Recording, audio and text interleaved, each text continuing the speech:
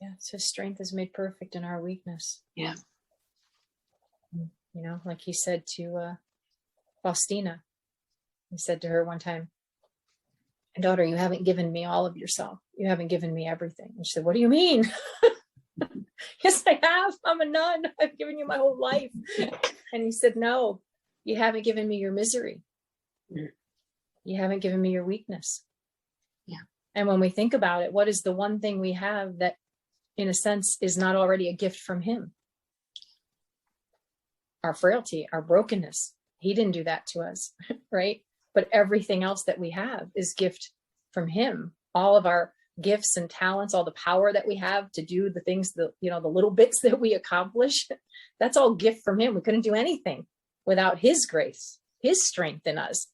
But our brokenness, that, I can totally use my free will to say, here, come into this, come into my shame, come into my pain, come into my weakness. That you is not already gift from you. I can truly make a gift of that to you. And you're the only one who can heal it, redeem it, restore it.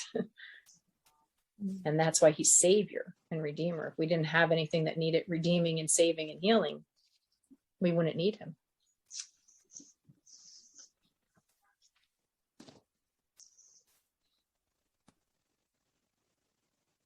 Do you think too that that's often the hardest thing for us to give up and to really own up that I can't, and to come to the point of realizing that's a gift that I can't, because it gives me this opportunity, this open door, this place where continually we can go deeper and deeper and deeper. Yep. Father Michael had to just say it to me again not that long ago. He said, you're doing it again. I said, what? And he goes, you're trying to perfect yourself before going to the bridegroom. Haven't you learned yet? It's really hard when you go into your own brokenness then. I mean, it's in a sense easier to sit with someone else in their brokenness, knowing, geez, how much Jesus wants to heal them, how much he wants them to give him his brokenness. You know it, you've experienced it. But yet when you come upon another broken piece of your own heart, it's like, oh no, I gotta hide that. I gotta get that right before I let him see it. And Father's taught me to, when I see that brokenness, to right away say, oh, here's another piece that I have not handed to you yet. And I want you to have my whole heart. So take this piece too, instead of saying, oh no, wait, I gotta hide this until, I think it's ready enough for you, Lord. No, it's ready now. Like he wants it now.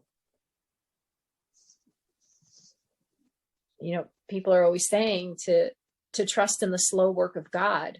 And I keep thinking, I have experienced, I know what he can do in an instant. He did for me in an instant what all the doctors said might not ever be able to happen, ever, and even my faithful doctors said, well, it'll take years. It'll take years and years of hard work to heal from all of this. And he came, and in an instant, all of it gone, and not just gone, but redeemed and made beautiful. So I know what he can do in an instant. And so now I just always tell him, you know what? You're not slow, you're patient. And you know how slow we are. And that it takes us a long time to actually to understand and to do and to integrate what you are teaching us and telling us. And even the healing work you're doing in us, to sometimes even just to discover that he's healed something takes time, and it takes us time to change our old ways and to become, he can make us new like that. But for us to actually grow into that newness, that's what's slow. And thank God all the time for his mercy and his patience and gentleness, that he never, ever, no matter how slow we are, he never gives up on us. And he'll keep feeding us exactly what we need. The saints talk about how he feeds us. And sometimes, he feeds us. John of the Cross uses the analogy all the time of a baby being nursed and then weaned and then slowly weaned and given just little bits of soft food and then little food that you can chew. And, and this is how he parents us in the spiritual life, in our lives, how he cares for us.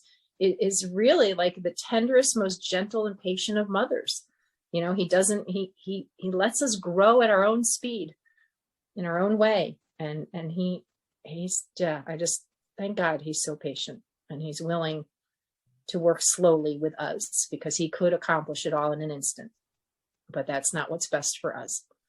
And so he's patient.